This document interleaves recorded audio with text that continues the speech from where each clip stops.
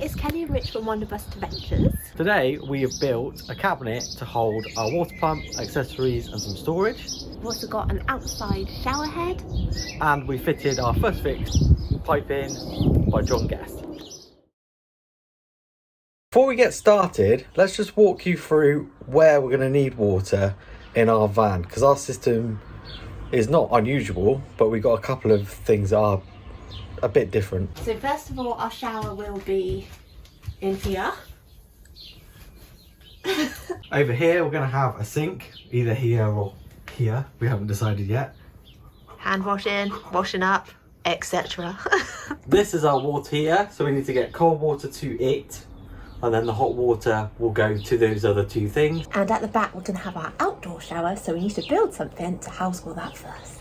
Now in this space here, this is where our water pump, our accumulator and a few other things are going to live. It's a fairly small space, but it's big enough to house all of that in its own self-contained unit, and I want to make it so I've got 3 little cubbies for storing things in. So we're going to make that unit up first, and we're going to use 12mm phenolic plywood to do that. So we've used this phenolic plywood to make all of the furniture under the bed so far. It's birch cord, so it's hard as hell, which is really good because it's long lasting, and it's waterproof as well. You do need to obviously seal the edges. For the most part I had it chopped up by the sawmill, but like most things in the build, I'm having to modify it, so I'm just going to cut down. I've got a couple more pieces before we start. This required me to cut a new top and bottom, as well as a new upright based off of my new design. Now that I've cut all the extra bits for my modifications, which did take a while, I wouldn't recommend it if you can get a sawmill to do it. I'm just adding some tape and marking the centres on here so I can accurately use some biscuits. I marked up the top and the sides depending on where I needed to add the biscuit joint.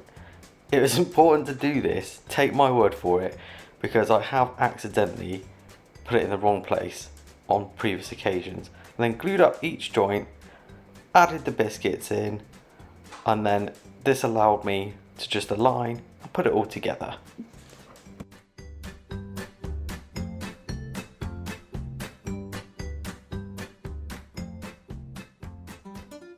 Okay, don't mind all the dust and glue, we'll clear that up in a bit. What we've got here is the back and the sides attached. Now what I've also done is cut some shelves here, and I've cut these so I can space these absolutely evenly. By making this simple design decision early on, it allowed me to space each of the shelves evenly, and then I used the same method to space the top storage shelf, with these little lips added just to stop things falling out.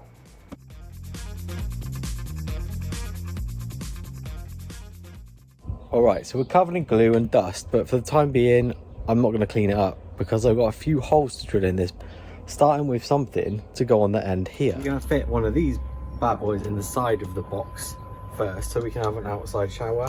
And for the moment all I basically need to do is drill a hole and then mount it in there. All of this stuff we're going to install next. This is for the gas and the water. Okay, so the back of this Bullfinch shower point, you've got 15mm tails. So if you're using 15mm pipe or push fit pipe, they'll be fine.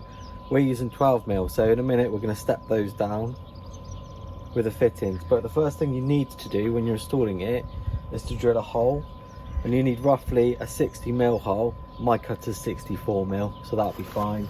I've marked it in the centre here. I'm going to drill that out first. Right, let's give that a clean up, and then I'm just going to whap a bit of sealant around there. You can see we just mounted them with 4 self-tapping screws. So we're going to split the water to obviously run the outdoor shower. It's going to split off to go down one side of the van for the sink, and it's going to split off to go to the IMAS water heater. I'm going to try and do all of that where there needs to be a join, where it's accessible, because if it leaks, I don't know it's leaked and it'll be a nightmare to try and fix. So I'm just going to take a bit of time now to do a few different layouts, and then I think what I'm going to do is put all of these things in here, in on those sort of self-tapping nuts, and then in the future, if the pump breaks, the accumulator fails, any bits and bobs fail, I can just take it out and hopefully replace it like for like without wrecking the board. Although I am installing all this myself, I have had some advice from an LPG certified plumber, and he's going to be checking all of that eventually. And one of the things he recommended to me was get a good cutter and then use the inserts for this pipe and make sure that there's no rough edges. So I'm taking that advice really. I've got some really good cutters, I've got the inserts, and I'm just taking my time with it really. I'm just doing a little bit of a mock-up here, literally just for these T-pieces, so I just need some small bits and bobs just so we can create the layout. I'm using 12mm LDPE pipe. Use this to mark the holes to drill through for those captive nuts. In here, I'm going to drill those through now. And I've added those little well nuts. Good morning, it's Sunday morning. This is where we are up to. The pump, the accumulator, a couple other bits are in place. Before we carry on and run more pipe, we need to drill a fair few holes in the van. I'm going to actually take it through the unit itself and through the floor. You might remember in a previous earlier video, much earlier video, we installed a 40-litre gas tank underneath here, and that's where it is. So drilling through into that is not ever going to happen because there's enough of a gap, but it's going to provide a few access issues. But when you want it to come up, be all neat in here, and also you don't want to drill through into a cross member, it starts to become more difficult. So I took my time, drew some lines, and then drilled out.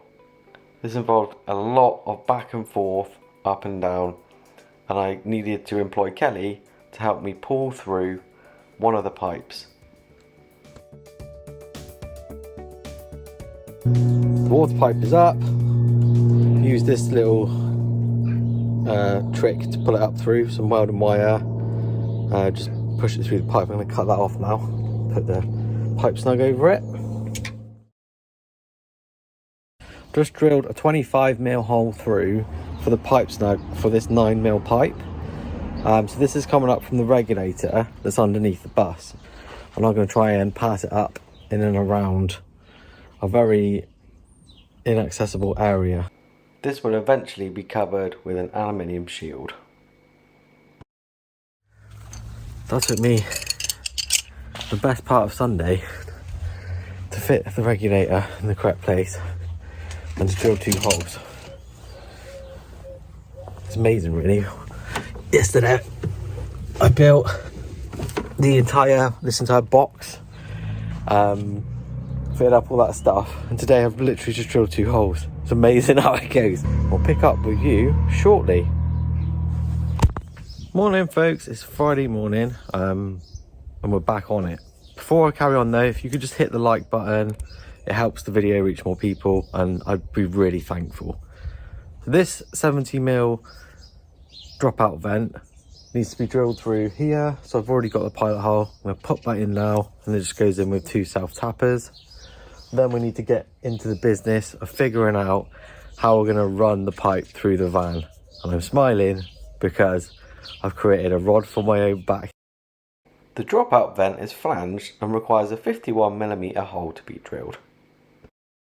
In the diagram that you can see here, you can see that we've got our water pump, we've got our heater, we've got our sink, we've got our oven and our shower, and we've got a bunch of joins there. And on this diagram, it looks fairly straightforward, and I've tried to keep the joints to an absolute minimum. So what we have here is the pump. Forgive my rudimentary drawing here. So we're going to take the cold water feed out of the pump, cold form it around here, and then here I'm going to T-piece to then take the water down through this unit under the shower, at which point we will T-piece into the water heater and then up to the shower. I'm going to do the same with the hot water, and then the hot water is going to follow around these cabinets, curve around here, go through the wardrobe, along the wall and up to the sink. And the same for the cold water. Okay, now the gas, I'm just going to show you in green. It's going to be similar. So our gas comes in here, and it's going to come along, come underneath the shower unit and into the water heater, and I'm going to run it along here in the same trunking through up to where the oven is.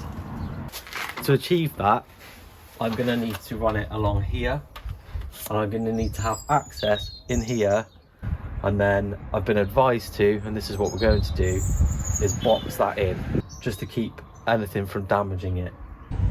Okay, in the corner here I'm going to put my cut-off valves for my 2 gas lines. Now, I've said it already, but this is all going to be checked by LPG Gas Safe engineer before we use it at all. I'm going to mount this vertically like this, with the gas line coming in through the bottom. To do that, I just need to cut the gas pipe off, and I'm using one of these little tube cutters, which in circumstances like this are really helpful because it allows you to get into a really tight space.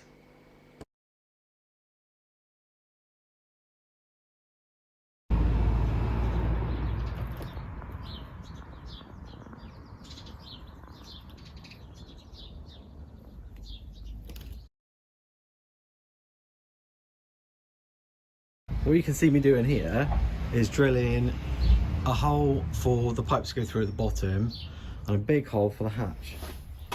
And the reason why is because I need access in there for a couple of things. So first of all, so I can secure the pipes to go underneath this unit. Second of all, so I can access the back of the toilet. If I need to take the toilet out, the only way I can actually get to it, because the slides are heavy duty, they don't detach, will be to actually undo it from in here. So I'm kind of building in a fail-safe in case I need to take it out. I'm just going to drill a few more holes from the inside for over here for where the pipes are going to come through, and hopefully we can stop making so many messes and actually start laying some pipe. Oh, a couple of hours and the bus is decidedly lighter now because I've drilled access holes out for the pipes down here, the hatch, pipes down here, in there and into where it's going to come through for the sink and for the oven. What I've got here is some 10mm and some 12mm pipe clips which slide together. You can see down here that I've started to put these in place. These are going to determine the height of the box section that I'm going to have at the end. Over in this corner here it's going to be quite busy, so I'm going to do this bit first.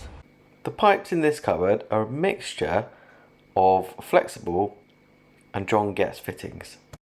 These little guys from John Guest are like little stopcocks, or shut off valves, whatever you want to refer to them as. I'm going to have 2 of them in the bottom of my cupboard, one on the incoming feed and one on the outgoing feed, which basically isolates the pump, the accumulator and the shower.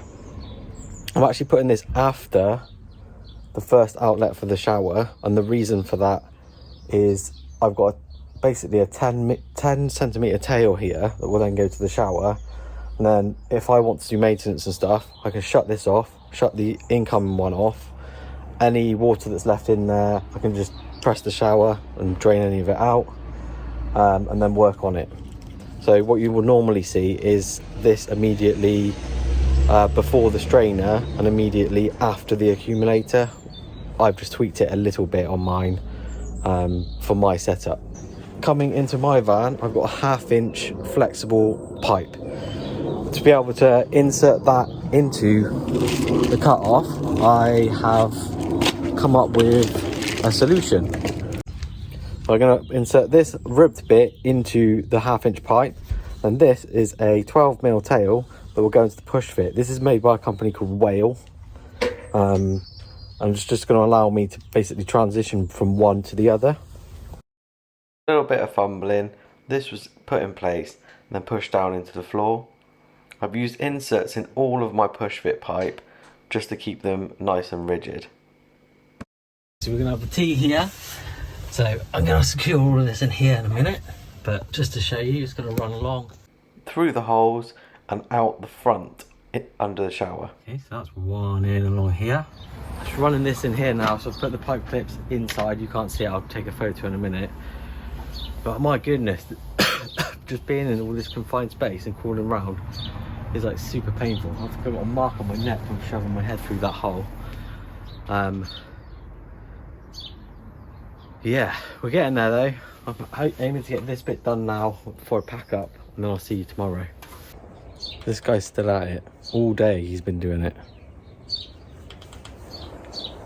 All day.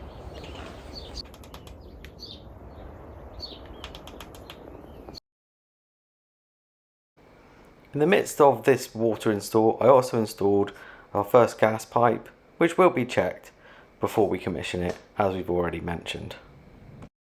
And this is where it comes in to the van. I've just got to put some grommets over those pipes.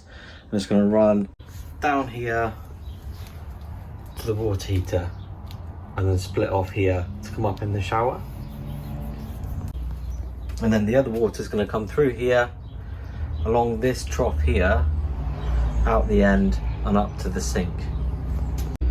I'm actually going to do the first fix for that now.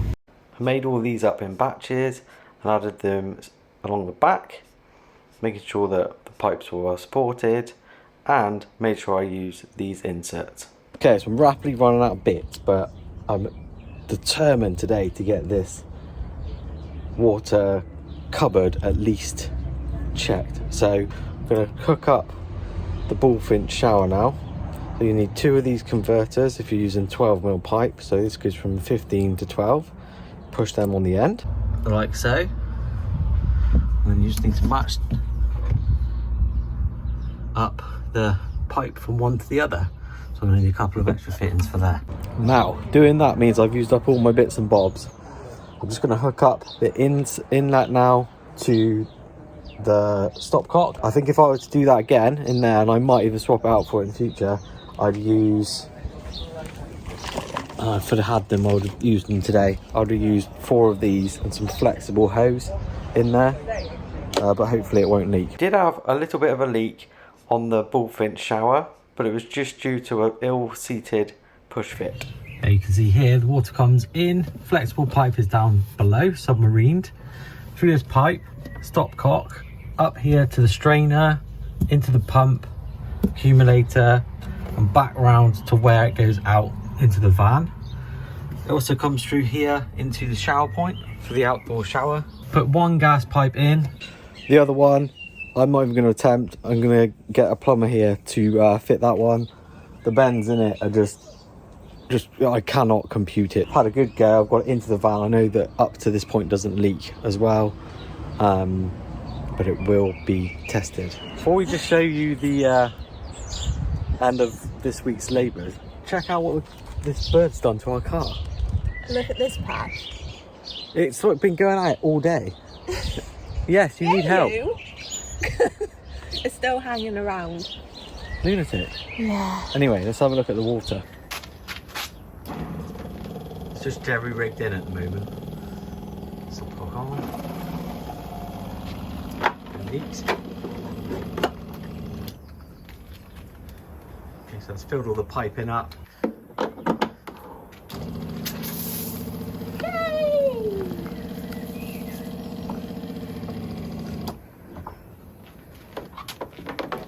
That's how far we've got this week. Really pleased with the cabinet and the storage, and everything up to this point doesn't leak, which is great. Hope you've enjoyed that. And we will see you soon. 1, 2, 3. Bye.